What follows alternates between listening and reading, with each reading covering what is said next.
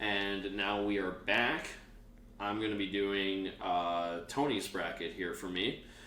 How difficult was this list for you to put together? So I was going through, I mean, right away I knew like at least 10 albums that I was like, these are going on there. And then I was going through albums that I listened to, and I think I had like 17 or 19 like concrete albums where I was like, these are definitely in my top 32 albums. And then I had a list of like other albums that could make the cut, and then from there I narrowed down that list. Nice. But yeah, there were a couple that I was kind of wishy-washy on. One of them being in this first matchup, but I was like, almost based on just like how much I've listened to it and how like, even if I don't listen to it much nowadays, I can turn it on at the right time and still just like love it. Like, yeah. So, and then there was, same thing as you, where I tried to limit it to one artist. I have one artist for everything, right? I mean, obviously, I have the same thing as but you. But yeah, no, everything else is one artist. I got a soundtrack in there. I have a live album in there too, which I asked you if we were allowed to do that, and you said sure, why not? So, yeah. But yeah. Any honorable mentions or anything you want to throw out? Yeah, Kid A by Radiohead. Here, hold on. I got a list. Mad Villain, Mad Villainy, of course. Pile, Magic Isn't Dead. Pile's not like a big band, but that's just like a great alt rock album that I randomly found, and wherever I was in life, like that album was just hitting, and I just listened to that album nonstop for like a month. And my friends Jack and Harry, they just also really like that album, which I was surprised to learn. So yeah, honorable mention, the winner of the last bracket, Prince, Purple Rain. It's not on here, but can't not give it an honorable mention, of course. And then I'll do, for my last honorable mention, I will do Hum, You'd Prefer an Astronaut, which is just a great 90s alt-rock album that has some of my favorite songs on it, but for whatever reason it didn't make the top 32. I thought really long and hard about that one, and for some reason it didn't make it on. Fair enough. Maybe it should have. Who knows? We'll see. Whatever. We'll kick it off here. Maybe. There we go. All right. If you'll do the honors, sir. All right, so we got Malibu by Anderson .Paak versus Barter 6 by Jeffrey Sex, Young Thug. Free Sex. Yeah, so Malibu is, I think it's his I think it's technically his first album, because I think the other one is considered like a mixtape or an EP or whatever, but yeah, this is just a great summertime album. It sure is. And this is the one that we talked about beforehand that I was I was really surprised. I was a little mixed up, but then I gave it another like half listen. Mm-hmm. I came around on it significantly. The sun was out when you listened to it. It was actually. Okay. I mean, it's. I listened to most, if not all, of these albums driving. I listened to on like my commute and doing my 15-minute commute to work, and like doing errands and stuff. So a lot of my perspective is going to be probably tying it back to driving music. I would listen to a lot of yours driving or walking. Exactly. This is good driving music. Yeah. Like, I have in my notes, Cognac and Weed, Warm. Yeah. I like Chilling I said, on the beach. Yeah, did a lot of musings when I was writing down my notes. No worries. I think there's just other stuff. When I was a little more mixed on it when I first started, because I've heard other stuff that Anderson .Paak has put out that I've preferred, but there's still a lot of great stuff on this. See, that's funny because I have not liked anything else he's put out after this nearly as much as this. Fair enough. I mean, I get it. I definitely get it. But yeah, there's a lot of great like R&B and soul infused with hip hop on this. Yeah. Trying to think. And I also think there's that one song where he's talking about trying to get to her heart. I want to see what's behind those tickle bitties or something like that. He's got a lot of lines like that. That's the one where like that gave me pause. I was like, okay. Yeah. But he doesn't take himself too seriously. no, but like there's some great features on this too, like Schoolboy Q. Yeah, the Schoolboy Q feature is great. Like no, this is a really fun album. Good, beachy, summery, warm vibes. Versus Barter 6. This is I'm not even kidding. This is the album that I was most curious to hear your thoughts on. This is my least favorite album. Okay. On this list. Yeah.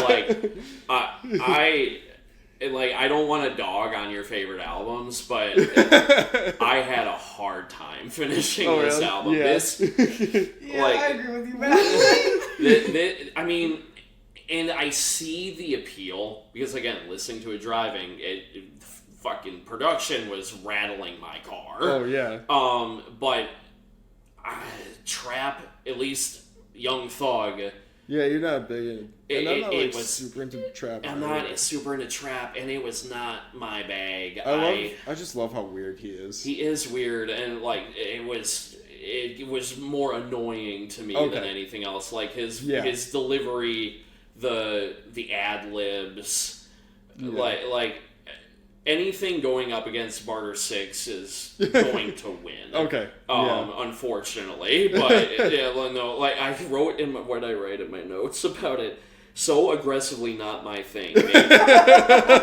Made me feel old. Is what I wrote in my notes. Yeah, I can remember because I had heard like Young Thug features before, but then the first time I ever listened to Barter 6, I think I was walking on campus and I just started playing it, and it was like, I don't know, it was like I was a caveman who had discovered fire or something, and I was like, what is this? What is this? Like, this is, I don't even know the concept of this. What is this? Again, Because it's like, just so weird. I and, do see the appeal, because there are, like, a trap is a style of hip-hop that I'm not super hot on, but there are trap songs that I do enjoy, and I do enjoy some trap influences in pop stuff. I think trap has gotten insanely stale to the point where I think it's straight up time for hip hop to move on from trap. Yeah, like I think hip hop in general is it's insanely stale right now, and that's mainly just because of the trap sound. Sure.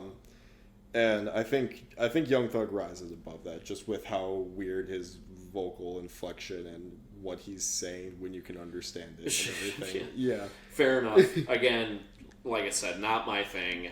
I'm giving it to Malibu on this one. All right.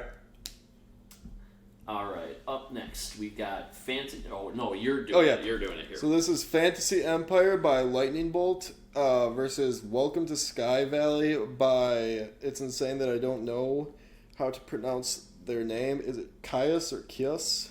I looked it up. It's Caius. Caius, yeah. I've never actually heard anybody or them say it out loud. Kios? Yeah. Well, do you know Caius? No, this was my first exposure to them. So they're the band before Queens of the Stone Age. Yeah, I did read that when I was looking them up because I was like, so it's kind of a half cheat, I guess. Yeah, it's all good. Like this, both of these albums were really cool.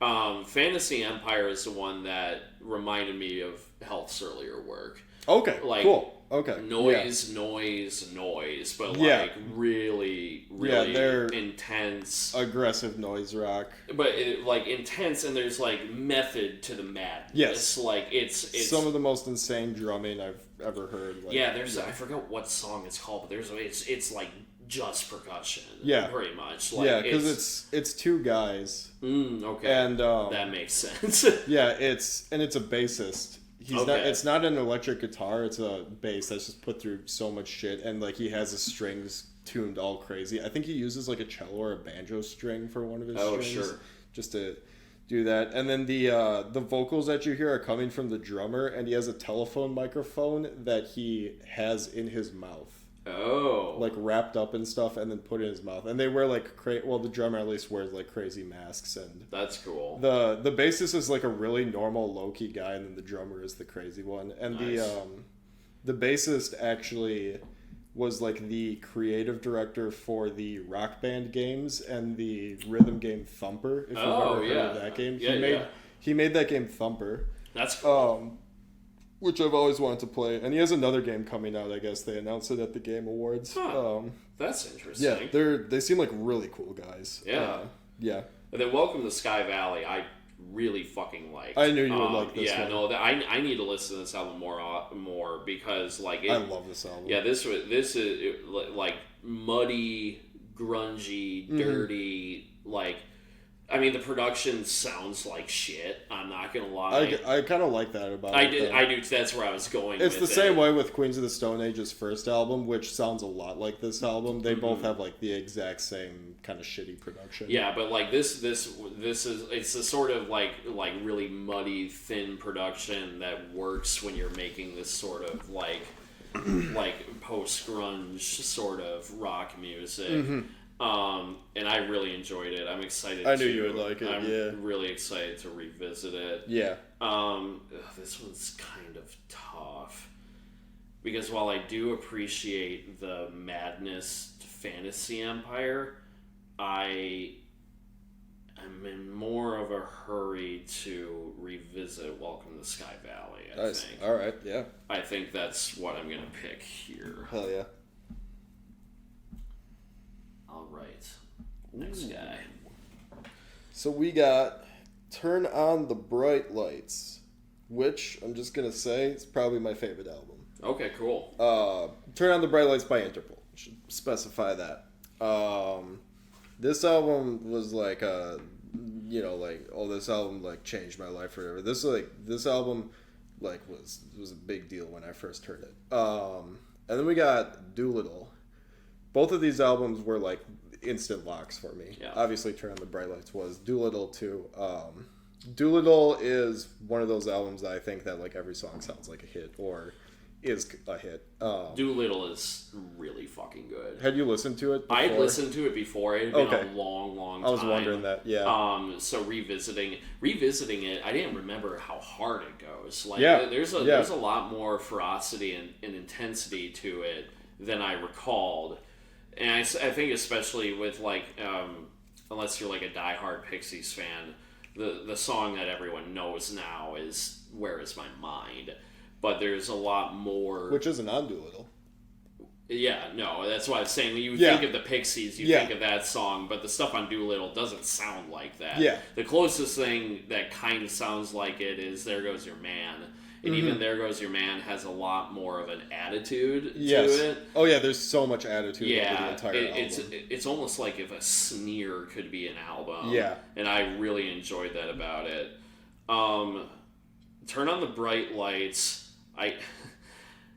It's your favorite album, which is gonna make me feel bad. No, say it. Hold back. I didn't hate Turn on the Bright Lights. Uh-huh. I enjoyed Turn on the Bright Lights. Where are my notes here? Turn on the Bright Lights. It took me a couple listens to get into it.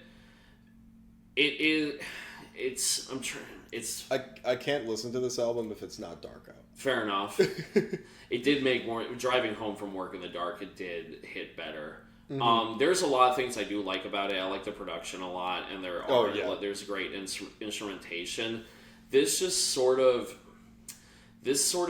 for lack of a better phrase, indie rock sound from this era. Yeah, I'm not super keen on. And a lot of people, I think this is like one of, in my opinion, like the flagship albums from that era. And even like a lot of people nowadays consider it dated, but I don't care. That's completely fair. It's just, I mean, we just saw my bracket, it's not something I typically listen to. Yeah. And I feel bad now knowing that it's your favorite album. I think that's great that you have such a connection to it. But I am personally going to have to go Doolittle on it. Yeah. I like the attitude and the energy behind Doolittle more than I do Turn on the Bright Lights. Sucks that that's a first round beat out, but that's fine. This is insane. All right. So, Meet the Woo is a weird one. I was kind of wishy-washy on if I should include it or not. And then I was like, you know what? Why not? Mainly just because shouts out to Tom and Garrett and being in COVID lockdown and losing our minds and just blasting this full volume every single day, nonstop. Yeah, it's just a fun album. Like, I don't know. It's just simple. It's fun. I think that if Pop Smoke didn't die and he didn't just get caught up into mainstream trap sound, he could have done a lot of great stuff. Mm-hmm.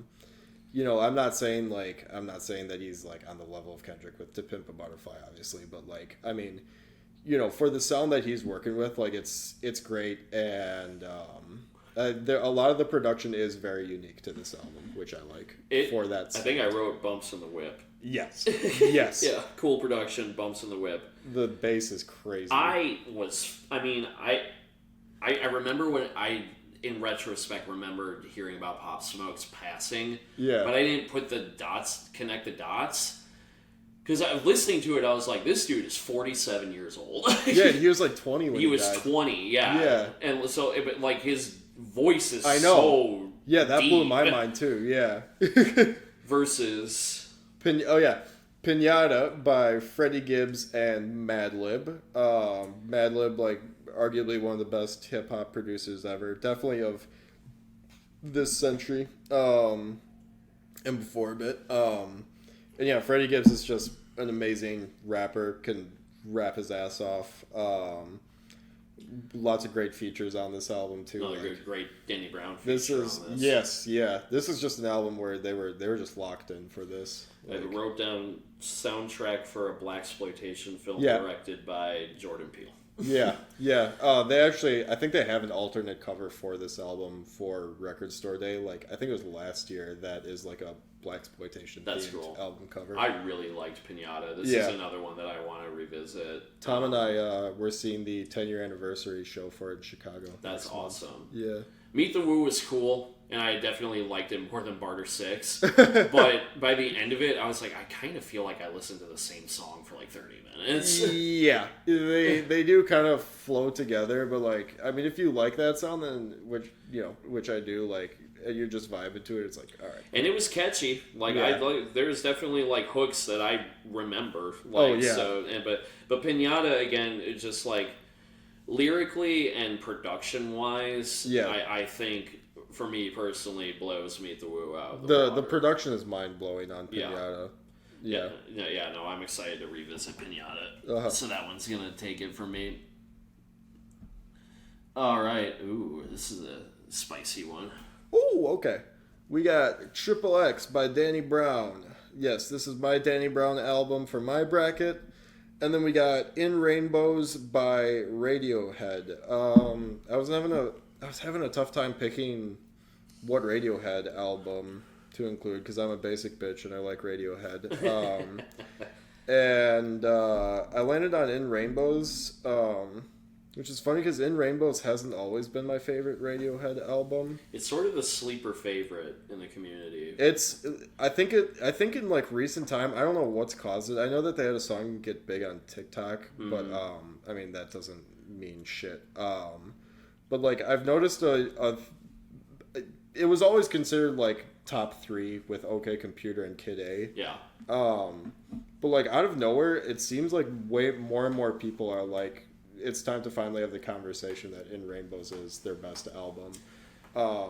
And I think it's, at this point, I think it's my personal favorite. It just kind of randomly happened one day where I was like, yeah, like this album I noticed I've been listening to more and more than their other stuff out of nowhere. So, yeah. Which I get because, like, I don't dislike Radiohead. I've never considered myself a fan.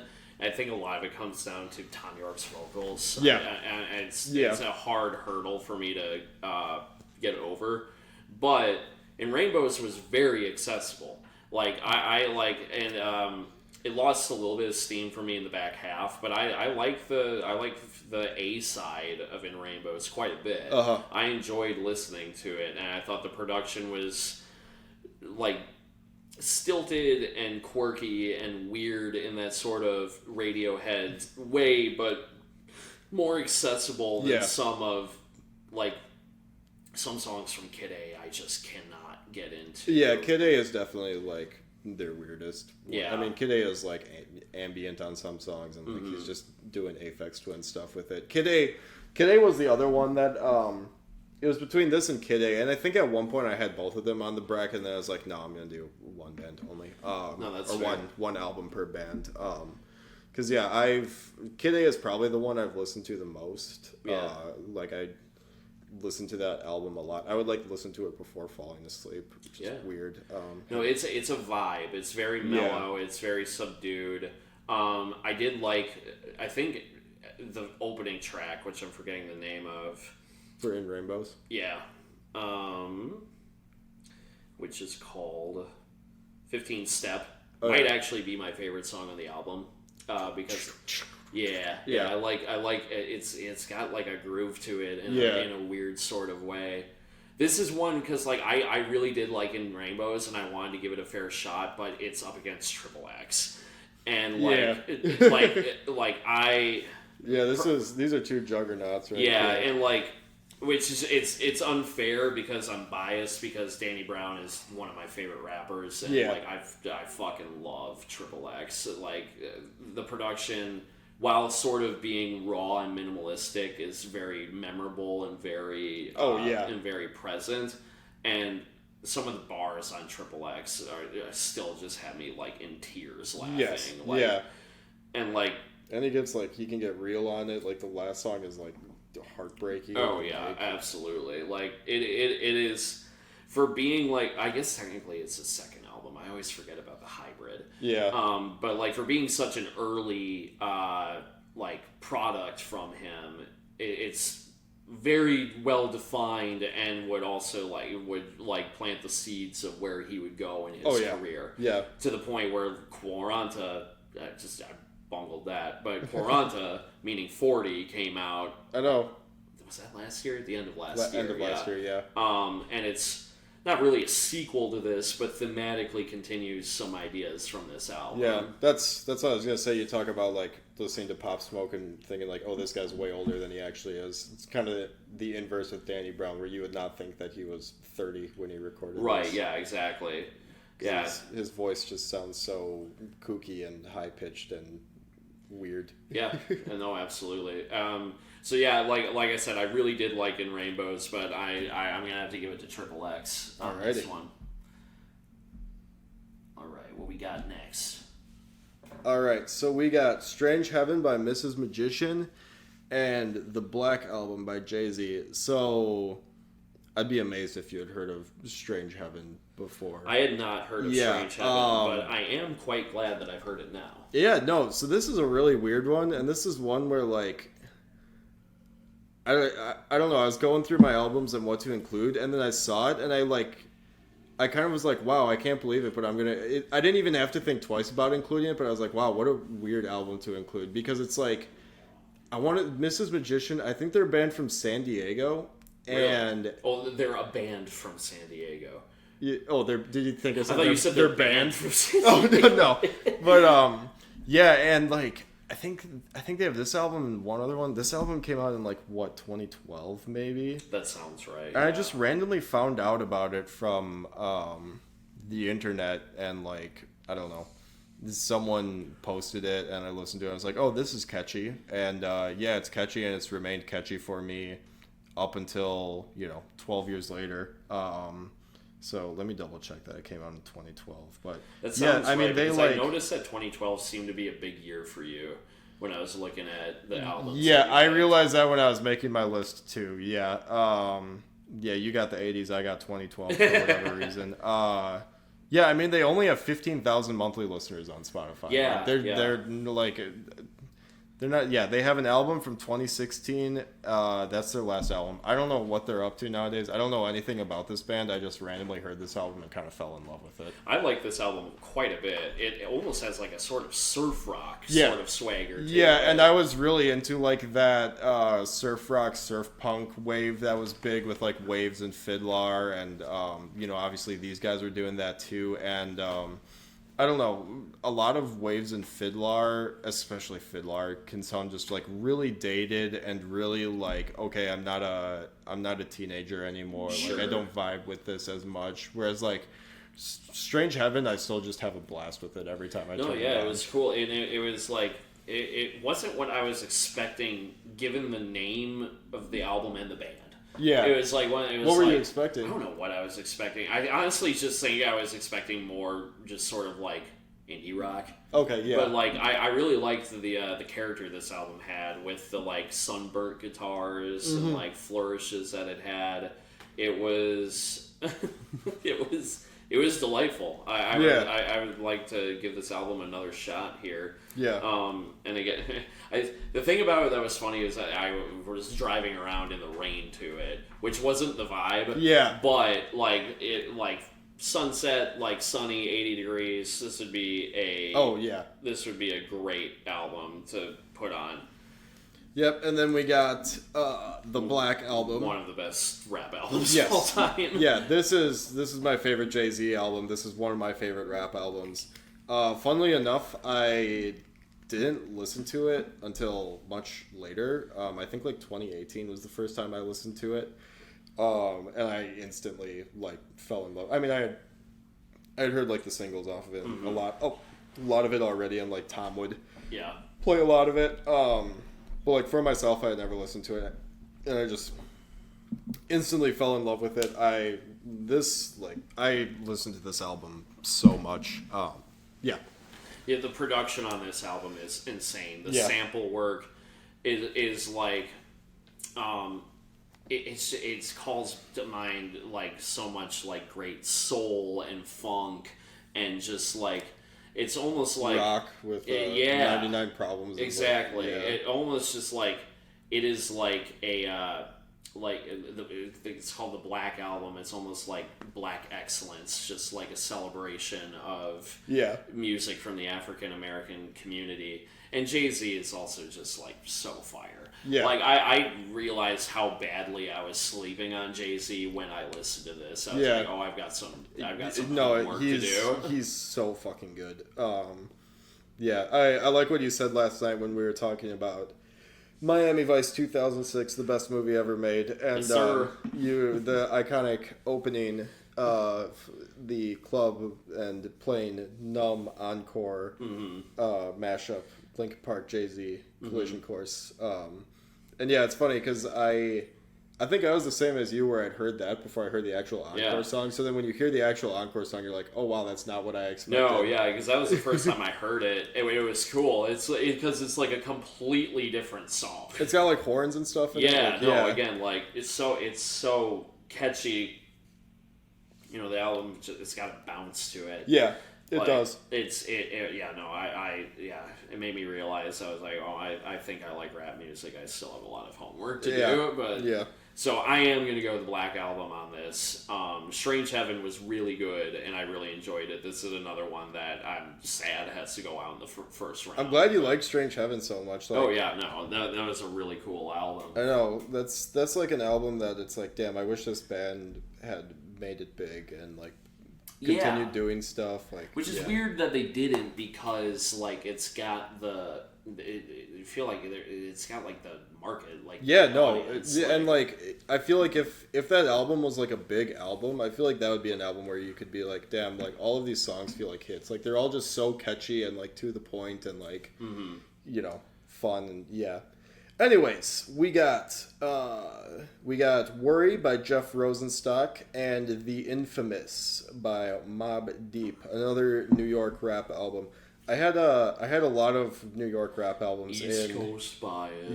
Yes, I'm East Coast. I'm East Coast. Except for Cube.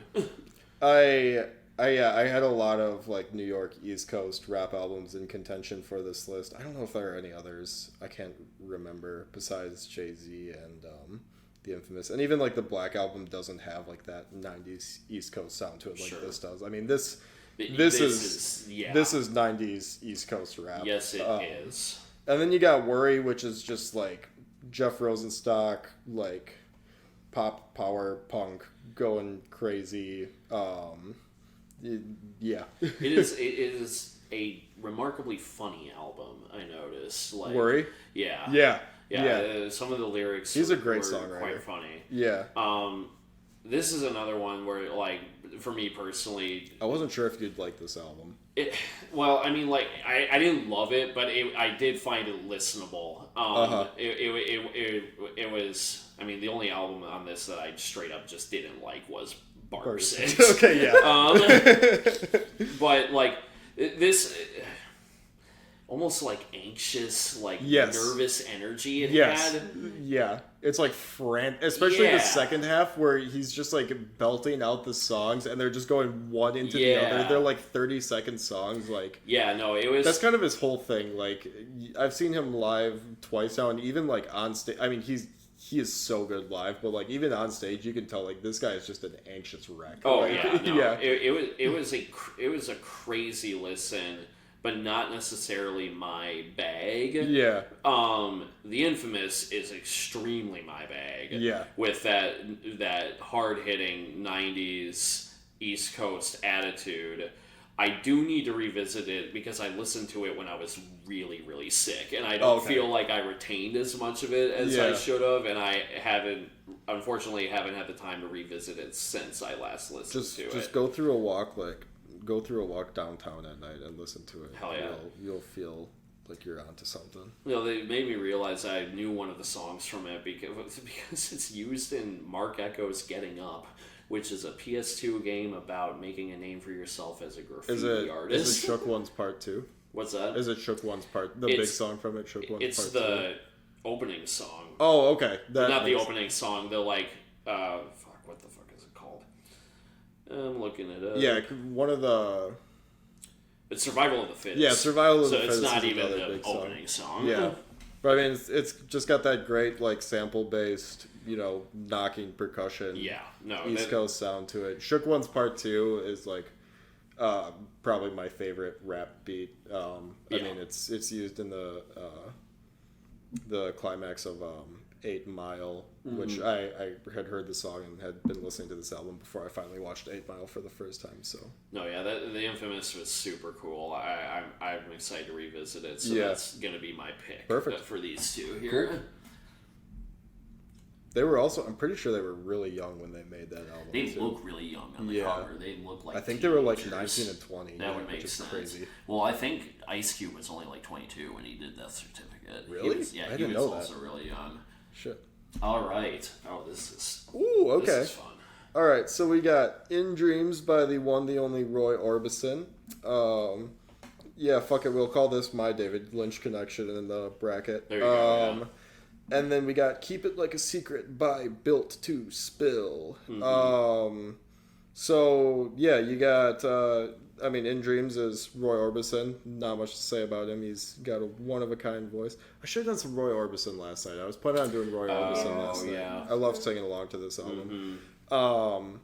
Yeah, just great vibes. I love listening to this album while driving. Like, I feel like everything is, like, has a sheen to it. Like a bright, sparkly sheen. Which is weird because this album is way sadder than I thought it was going to be. I know, yeah. It's a very interesting album with, like, it does have, like, this kind of underlying melancholy to a lot of it. And then Keep It Like a Secret, which is Built to Spill, kind of 90s alt-rock, I would say legend. But yeah, Built to Spill is, if you don't know Built to Spill, it's essentially one guy. What's his name? Doug, yeah. I should know that. We saw him do like a set at 88.9, but like his whole thing is that for every single album cycle, he just gets a whole new band and makes the album with them.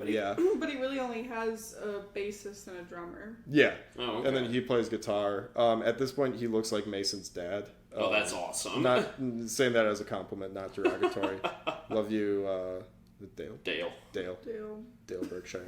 Dale Berkshire. Dale's a sweetheart. Yes, sir. Yeah, he looks like Mason's dad. Like we saw him at that 88.9 thing, and then we saw him at Summerfest this summer. Nice. And yeah, I mean I love this music. Yeah. Cool.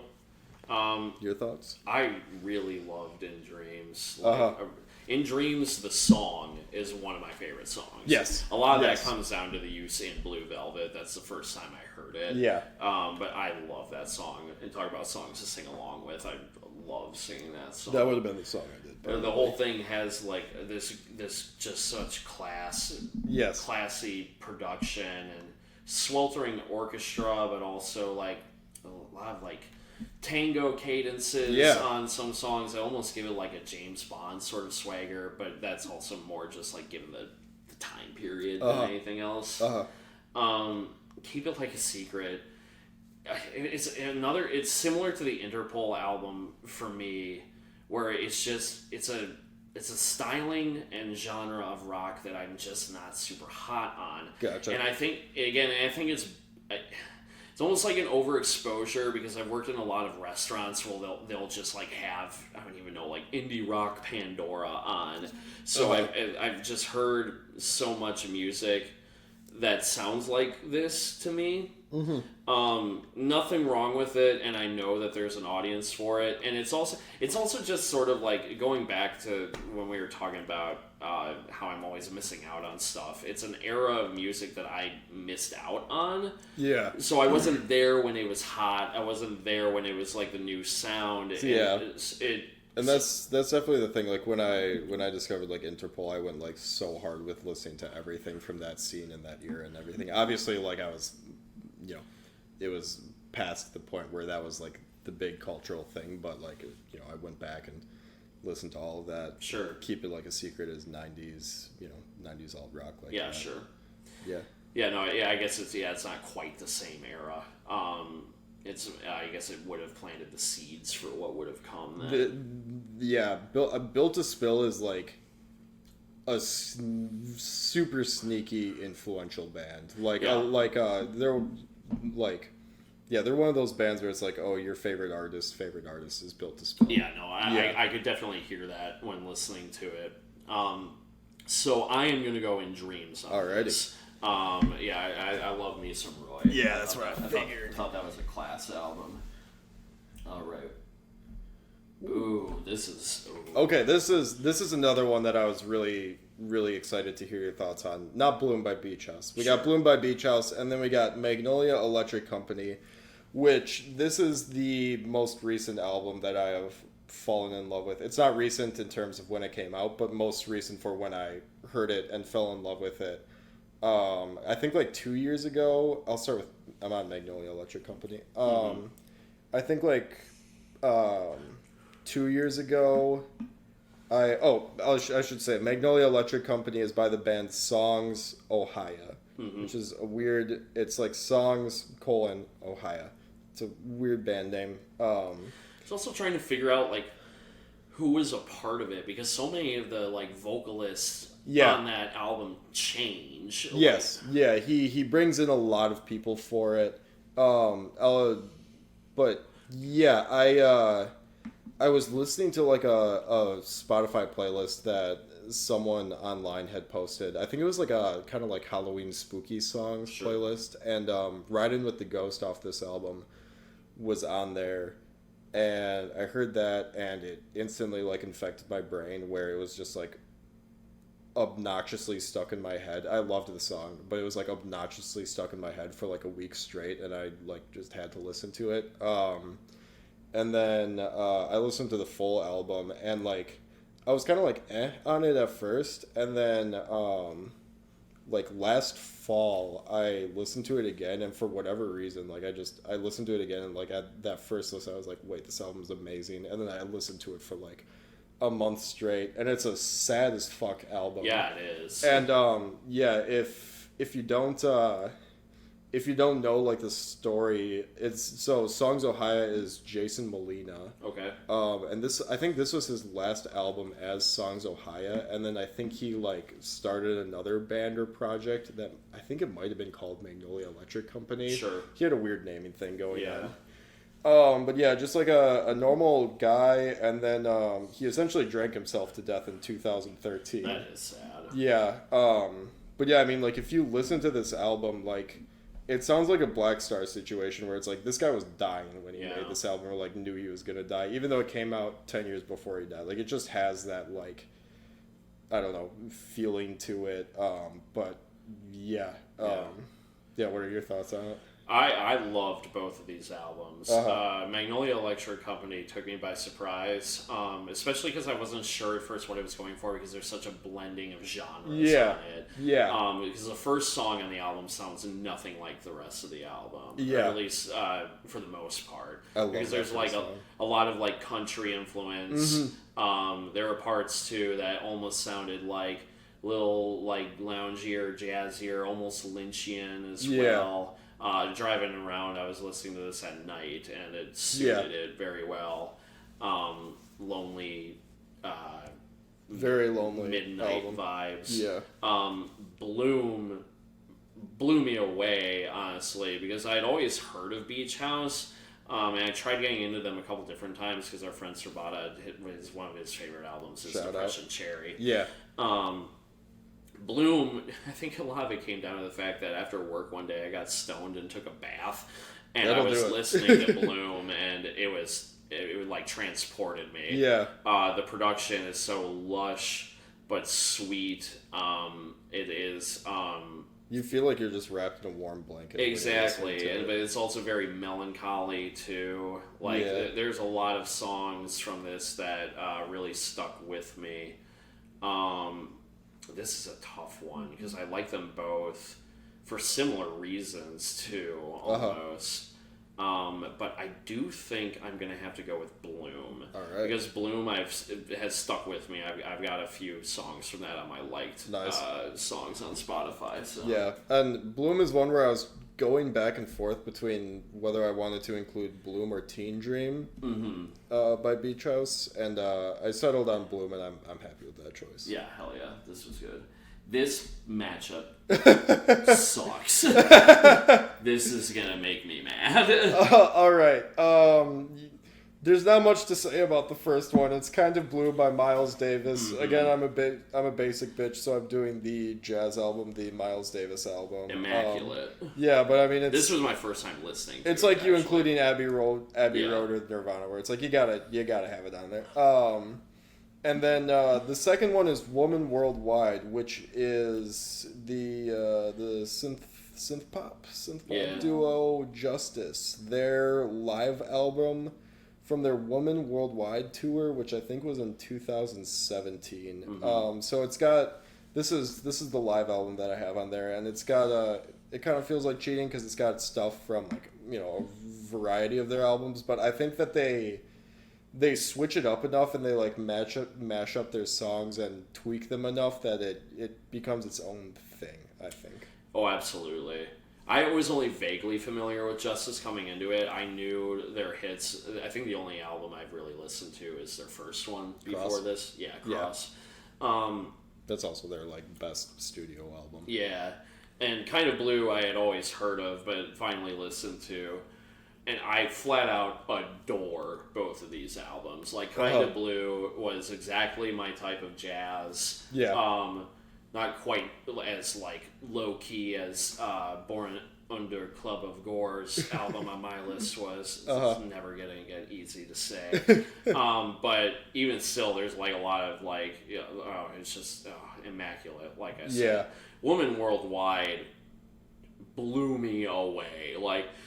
You had heard one of the songs on it in John Wick 4. Oh, yeah.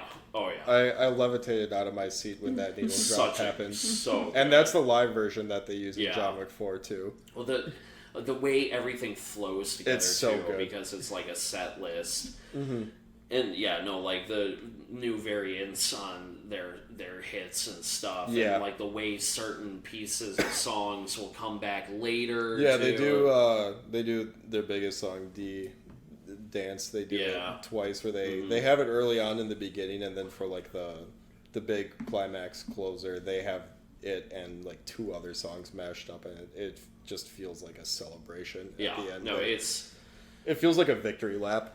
This is not fair. This isn't fair. Like, I am gonna have to go with Woman Worldwide. Okay. Yeah. But like, it sucks. I knew you would like it. It sucks that Kind of Blue has to go out now.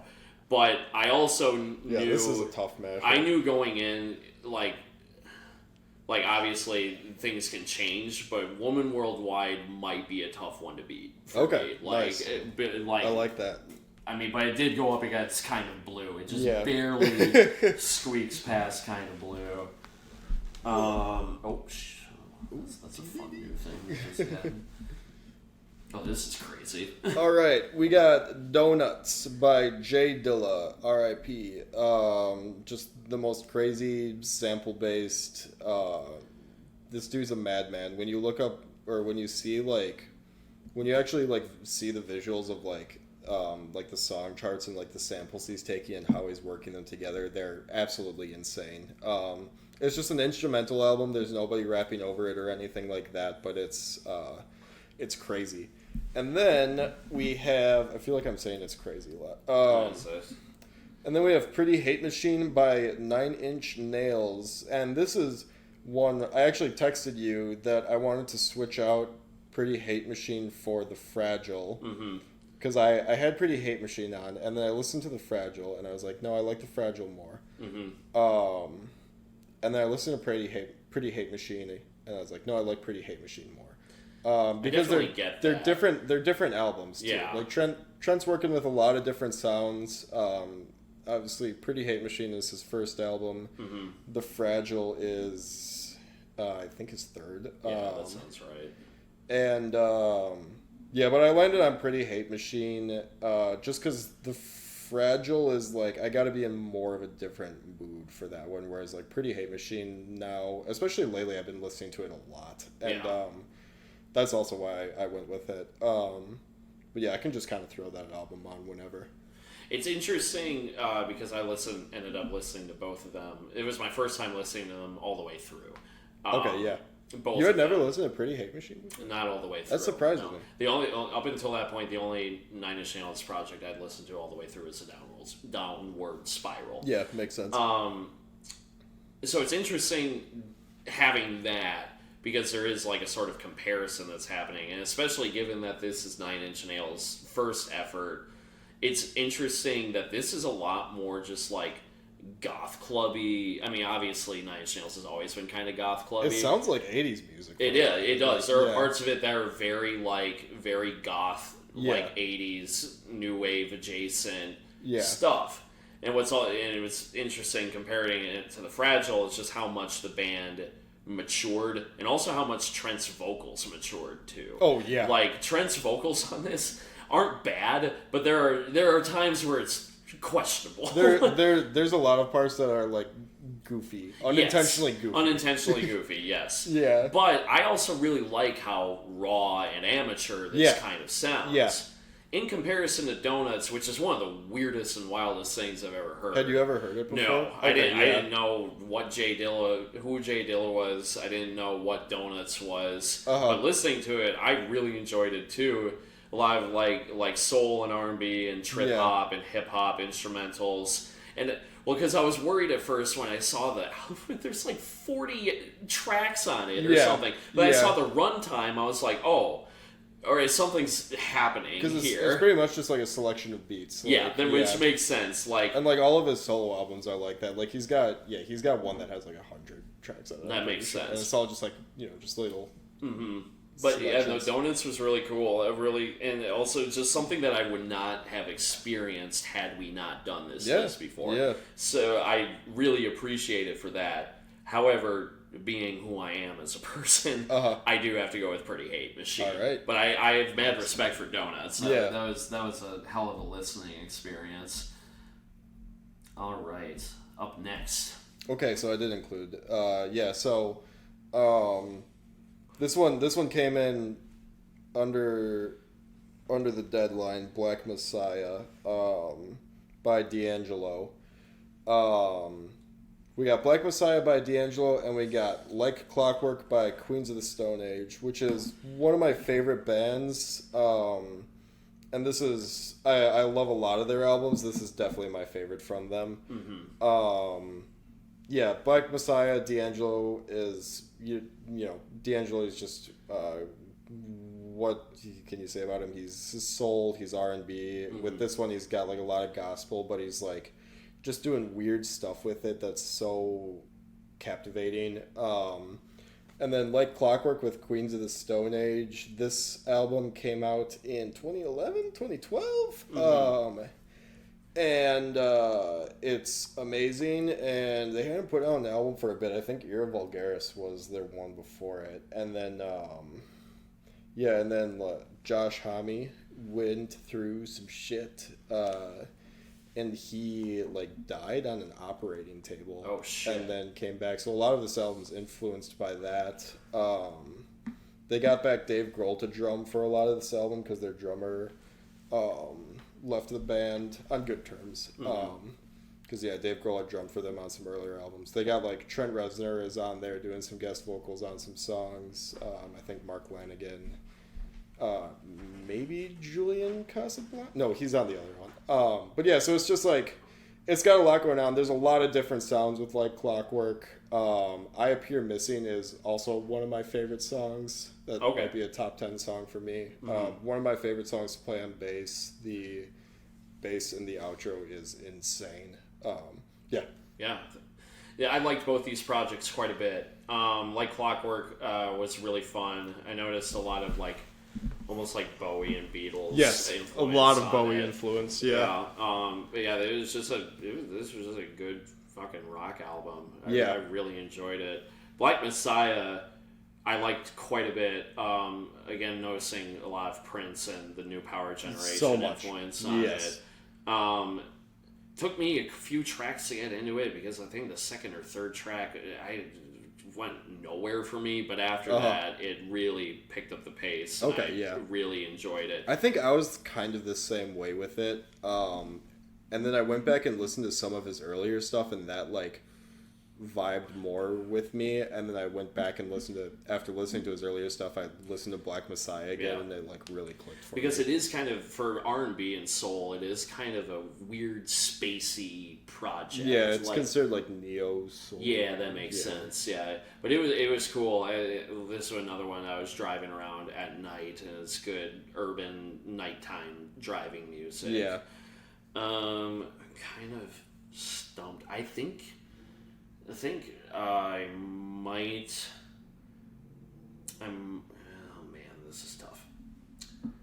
I'm gonna go with Black Messiah. Really? On this wow. One. I would not have expected that. This one. Yeah, because I'm such a Prince fan that anything remotely in that wheelhouse, it just kind of gets me going a little bit. That's cool. So, but yeah, I'm gonna go with Black Messiah. Damn. Nice. Oh, fuck. Oh, this sucks. Damn, I don't even know what I would pick between these two. All right, we got The Money Store by Death Grips, another 2012 Tony album. I hated this album the first time I heard it. That's usually the consensus. Yeah, and then there was one day where I was really angry before having to go into French class, and for whatever reason, I turned it on and I fell in love with it. Nice. Because that's what you do when you're a high schooler in 2012. You get angry about French class. And yes, sir. Death Grips. Yes, you do. And then Daytona by Pusha T. This is his 2018 album. It is 30 minutes long. I think it's got 7 or 8 tracks. Yeah. They're all produced by Kanye West. The production is... I didn't think Kanye had it anymore, and then I heard this, and I was like, wow, he has it still. It's concise. It didn't start his beef with Drake, but it really turned it into overdrive for that summer. Oh, yeah. And Pusha T is one of the best modern rappers. Yes. Yeah. This is another matchup that really hurts me. Because I fucking love The Money Store. Every time, fucking... No, I can't remember the name of the song. System Blower. Oh, yeah. That always gets me fired up. I've Seen Footage always gets me going. The Fever. Yeah. But Daytona, this was the first time I listened to Daytona, but I remember Yeah, you texted me about this. I remember that summer vividly. Because it was all anyone could talk about. And yeah, Daytona was it was fast and furious and raw and gritty.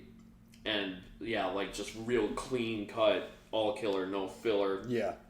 And just two completely different styles of rap albums. Like this is like Yeah. as like polar opposite as you could be. Oh man, this really sucks, but hard decision. But I do think I have to go with the Money Store.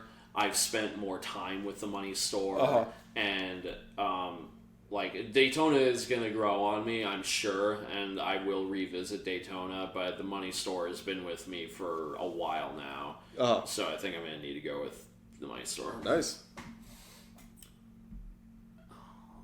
Yeah, that is a crazy matchup. Yeah, that is insane. Again, that Daytona is another one that's like that fucking sucks that it has to go out on the first one. But Yeah.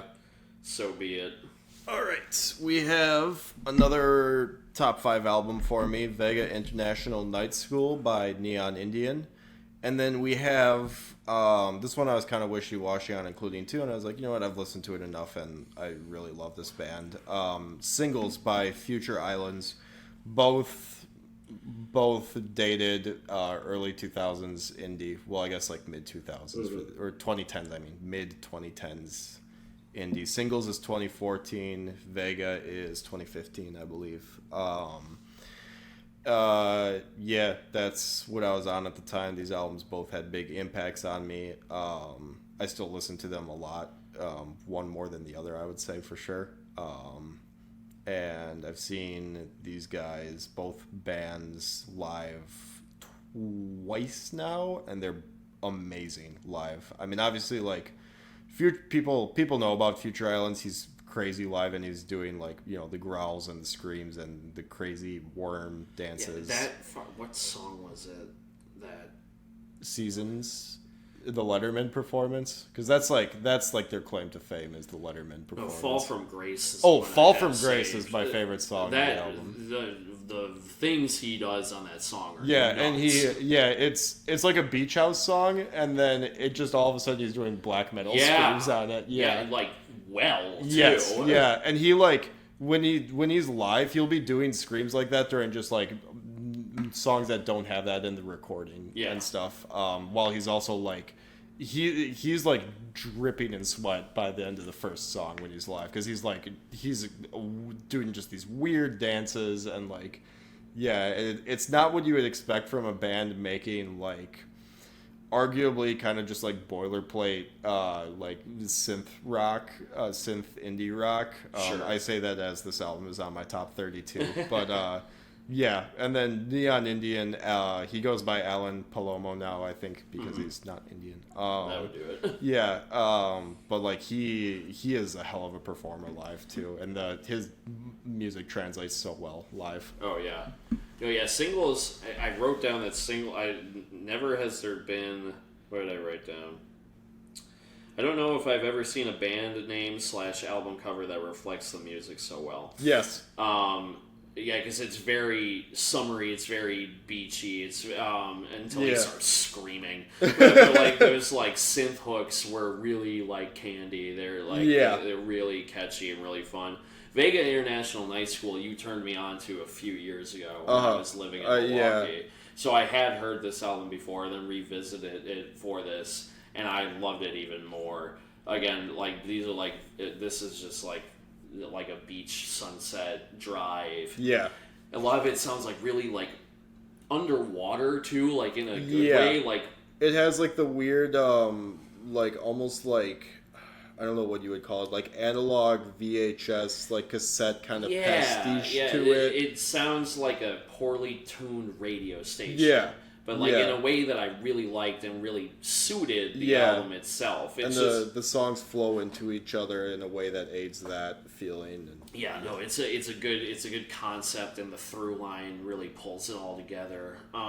So I'm gonna have to go with Vega International Night School. That album it's very catchy, funky, dance ready. Yeah, like Slumlord and Slumlord release. Slumlord's so good. I've had those on a few playlists for a while now. Yeah. So I'm gonna go with Vega International Night School. If you haven't seen the music video for Slumlord, you should watch it. I'm gonna have to. It's exactly like you would expect that a music video with that sound to sound. Hell yeah. All right. I'm a basic bitch. I got My Beautiful Dark Twisted Fantasy by Kanye West. You know it. And then Like 6. and then I got Mezzanine by Massive Attack. Big trip hop album, probably one of the biggest trip hop albums from the 90s. House theme song is on there. That's not how I found out about the album. In fact, I don't think I knew about the fact that it was the house theme song until like Cookie brought it up one time. I didn't even know that either. Yeah, it's the one with the chick from Cocteau Twins singing. Oh, sure. It's like the third song, Yeah. I think. But yeah, I did not like Mezzanine the first time I listened to it when I was in high school, and then it wasn't until years later that I listened to it again, and it kind of clicked with me, and then I kind of forgot about it, and then within like the past 3 years, I revisited it and fell in love with it, and the weird feeling that it evokes, the kind of like uncomfortable, seedy feeling. I don't know. That's what it gives to me. Yeah, Yeah. no, absolutely. This is my first time hearing both of these albums. Actually, I had never listened to My Beautiful Dark Twisted Fantasy Really? all the way through. Yeah, Oh, even before everything that's happened with Ye. yeah. He's always been a bitter pill to swallow for me, given his like antics and like his like attitude and everything. Yeah. But finally listening to this album, I was like, oh, okay, I get it. Yeah. Like, it is quite good. Like, I really enjoyed it. I love the lyricism. I love the production. Like, I've been bumping... He gets the best out of his features. Yeah, I've been bumping Monster nonstop. Uh-huh. Like, that Nicki Yeah. feature goes fucking crazy. Yeah. Because I had heard the hits from it, but I never listened to it front to back. Uh-huh. It is a little self-indulgent and overly long. Like that. That's the point, man. I know that is the point, but towards the end, when I can't that's- argue with that. whoever it is that sounds like they're doing a Chris Rock impression, like talking about like, God damn, That is girl." Chris Rock. That is Chris Rock. Yeah, that okay, is Chris Rock. That makes sense. I wasn't Yeah. sure if it was an impersonator. Oh yeah, or like, when he's talking to yeah, well, how your pussy gets so good or whatever. Easy Tommy. Yeah. It was around that point where I was like, okay, we can maybe wrap this up. But otherwise, production was great, lyricism was great, the features are awesome. And It's almost like overproduced at parts. Like it is. Yeah. all of the lights has so much going on in it when you listen to like that instrumental. Oh yeah, no, it's decadent and self-indulgent in a way that teeters on being too much. But like listening to it, I was like, okay, I do get it. I do understand. Yeah. I do understand why now. Mezzanine surprised the hell out of me because I'd seen that album cover for like a million years, but like I never knew what the album was. But yeah, it was really like lush and gritty and dark and goth, but also like really accessible and exciting to me. You feel like you're walking through the city on a rainy night, like up to no good. Like Yes. you're about to do something dirty and bad. Yeah, absolutely. Which is why I'm sad that it's gonna need to go out because I Really? think I'm gonna go with My Beautiful Dark Twisted okay. Fantasy. Yeah, I mean nothing but respect for Mezzanine. I can see myself revisiting it quite a bit. Yeah, I figured but- you would like that one. Yeah, but like Yeah. I think I am gonna have to go with A on this one. Alrighty. Easy did teach me. What's the last one? Last one. Oh, okay. We got The Social Network soundtrack by Trent Reznor and Atticus Ross. This is my cheat of my both soundtrack and kind of double dipping on an artist. It's the first soundtrack they ever did. I love The Social Network, and I think it wouldn't be the movie that it is without that soundtrack. I think it'd still be a great movie, but I think the soundtrack just elevates it to something so much better. It's one of my favorite movies. I will say I watched the movie for the first time in preparation for this because I had never seen it. Do you like it? I loved it. Yeah. It was awesome. Yeah. And then we got Whatever People Say I Am, That's What I'm Not, by Arctic Monkeys. It's their first album. This is just a fun album that I have fun with. I like my indie rock that I can have fun with, and this is one of those albums. I think it's aged better than a lot of like British indie rock that was coming out around that time too. Yeah, Arctic Monkeys in general have kind of outlasted a lot of those bands, but they've been around for a while. yeah, and they've evolved their sound and everything, in some ways for better, some ways for worse. But I mean, they wouldn't be able to keep just making albums that sound like this, because this album is just like a big old party essentially. It is, yeah. Yeah. Which is what was so funny to me is because like I kind of lumped Arctic Monkeys into that genre I was talking about earlier. Yeah. But I actually really liked this album. Yeah. And I know that they like you said, they changed over the years, but I liked this album quite a bit. It had a lot more vigor and attitude than I was expecting. A lot of attitude. Yeah. Yeah. The Social Network soundtrack, this was their first soundtrack, right? Yes. Awesome. Like, I knew that Reznor and Ross were very versatile with their scoring. Like, I hear the soundtrack for Challengers is supposed to be just like party. I saw a clip, or I started watching a clip from it, and the soundtrack kicked in, and I turned the clip off because I didn't want the soundtrack in the context of the movie. Well, I didn't want the soundtrack spoiled because it sounded so good that I was like, yeah. Yeah, fair enough. I want to see that movie more. Really good. Too. Yeah, yeah. But yeah, no, Social Network soundtrack, like the opening theme, I forget, it's like hand covers bruised. Yeah. Yeah. Very lonely, very sad. Oh, yeah. But it has this like underlying darkness to it with this sort of like raising dissonance. That's the word I was thinking of. Despondent. I'm like, that's not it. But also like during the like hacking montage, it's like really synthy party music, and then in the Hall of the Mountain King cover. What the fuck? That was insane. The rowing, yeah. I really love.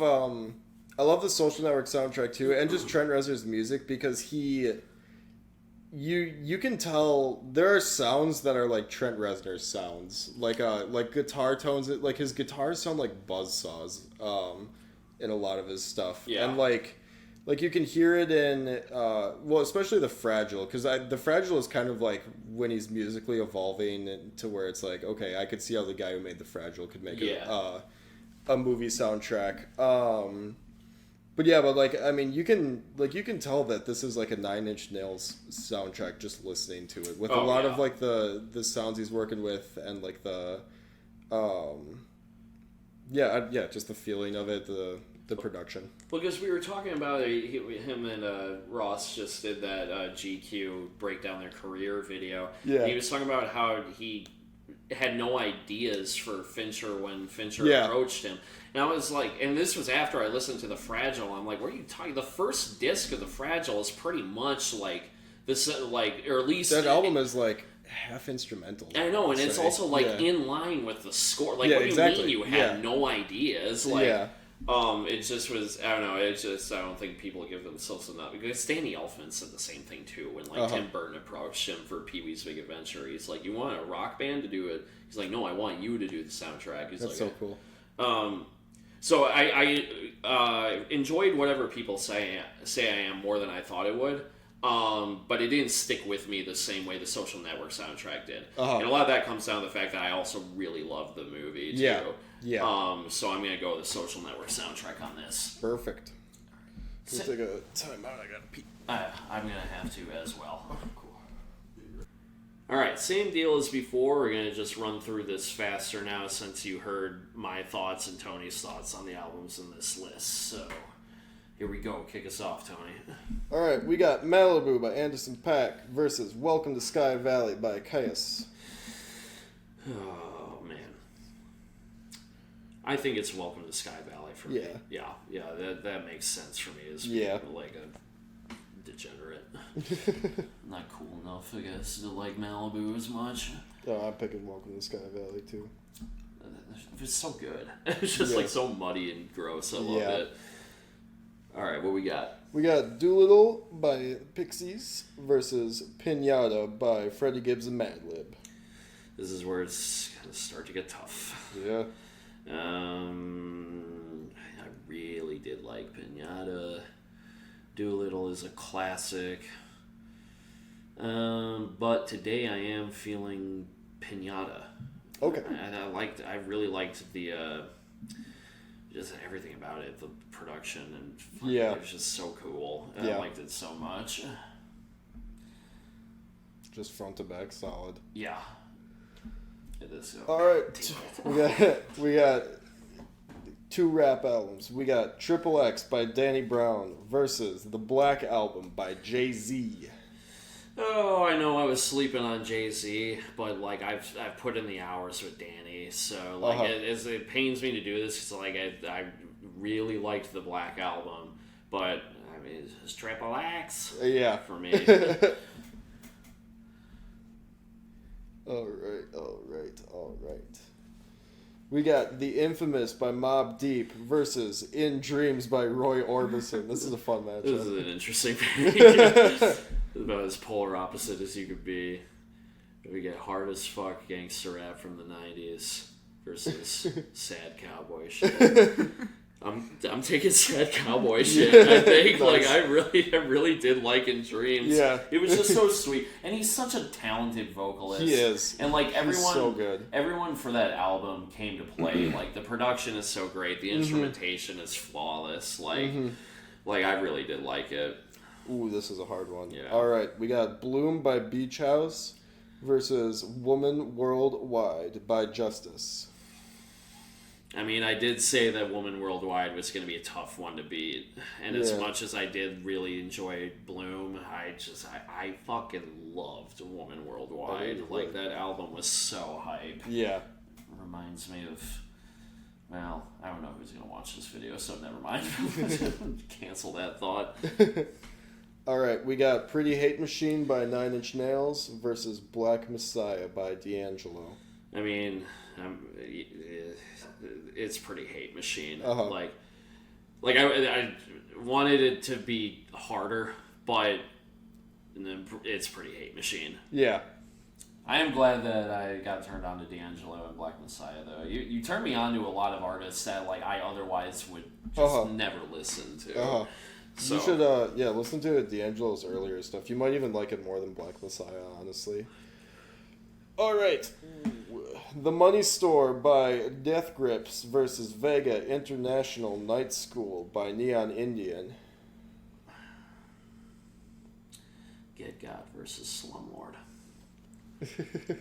This one kind of sucks too. Like I really like both of these albums. On any given day, it's hard for me to just put on Death Grips as much as I love them. So I'm gonna go with Vega International Night School. Really? Yeah. Okay. Yeah. Is The Money Store your favorite Death Grips store? Or Death Grips store? Yeah. Death Grips album? It is, yeah. Okay. Yeah.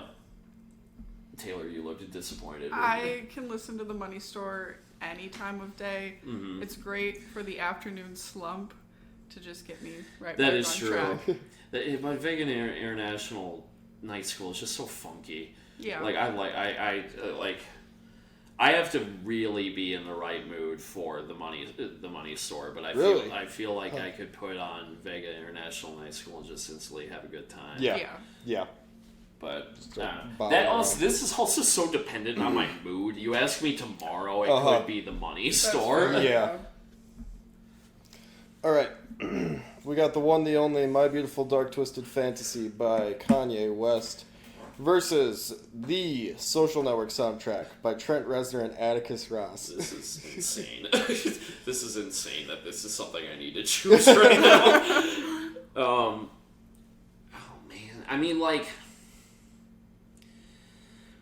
you see, this is tough because I listen to a lot of soundtracks. Like, I just do. Yeah, you do. I collect a lot of soundtracks. Like, half of my record collection is soundtracks.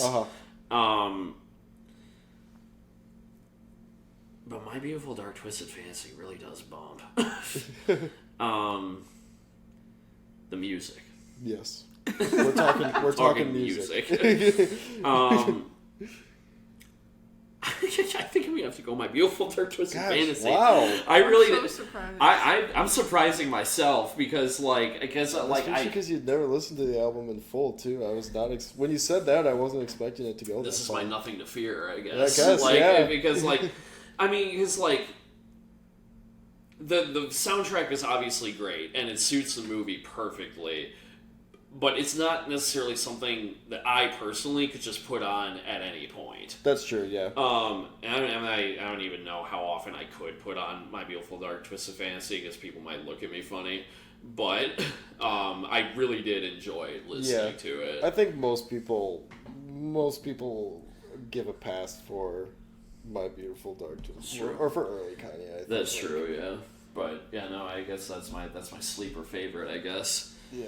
So then we got Welcome to Sky Valley by Caius versus Pinata by Freddie Gibbs and Madlib.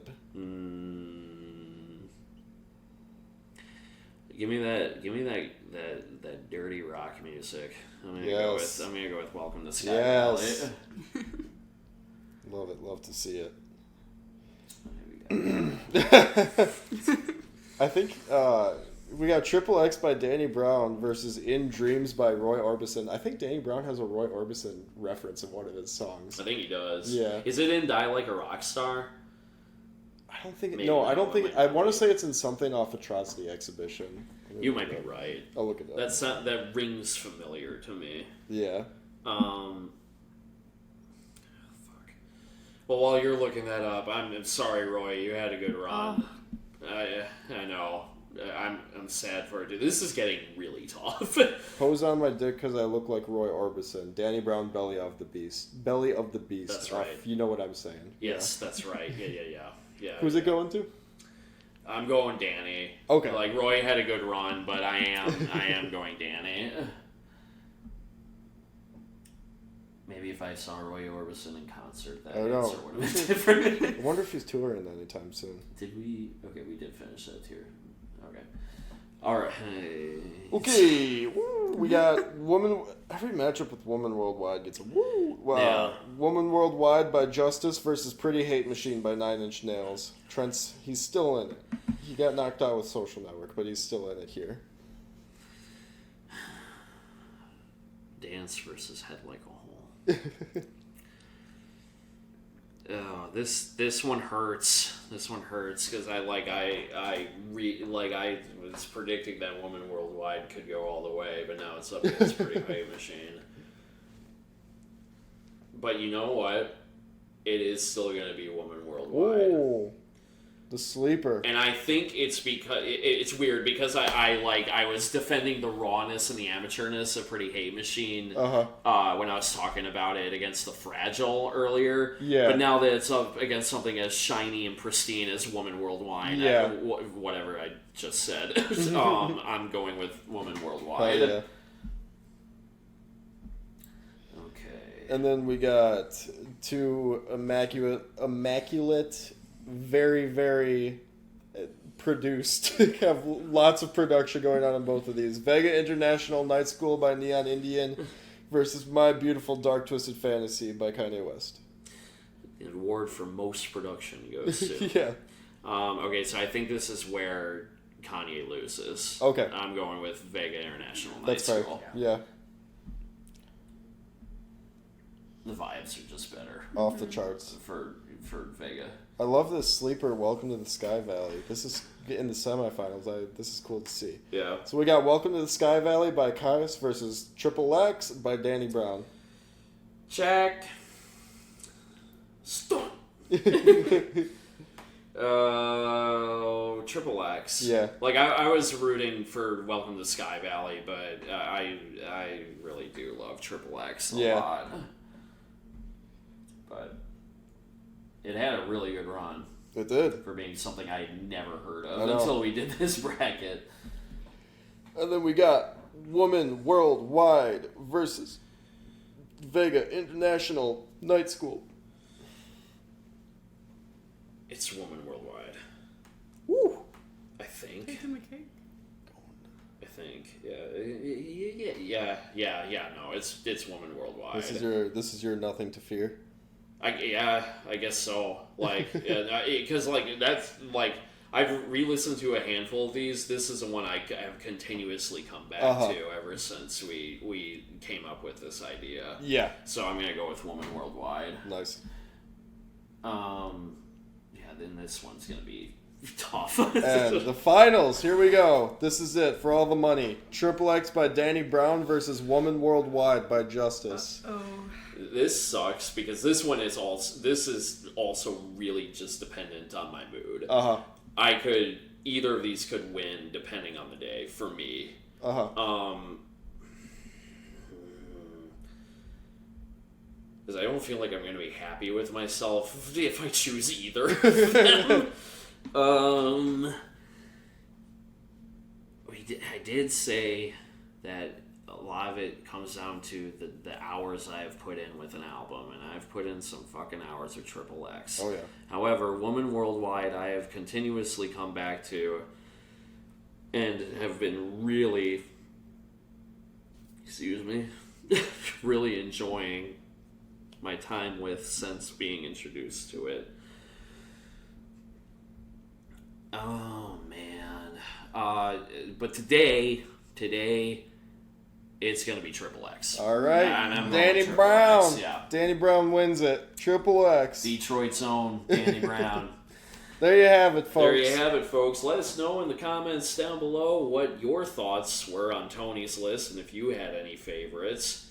Tony, Taylor, thank you guys so much for participating. Thanks for this great idea, Matt. This is a blast. Yeah, maybe we'll do something like this again in the future. I'd love to. And we can do Taylor's list next. I would love that. I know Taylor has a list, so we can do that. You guys have some overlap on your lists, I think. I think so, yeah. Movies would be fun, too. Movies would be fun. I would love to do that a movie too. bracket, So yeah, we could do this in the future.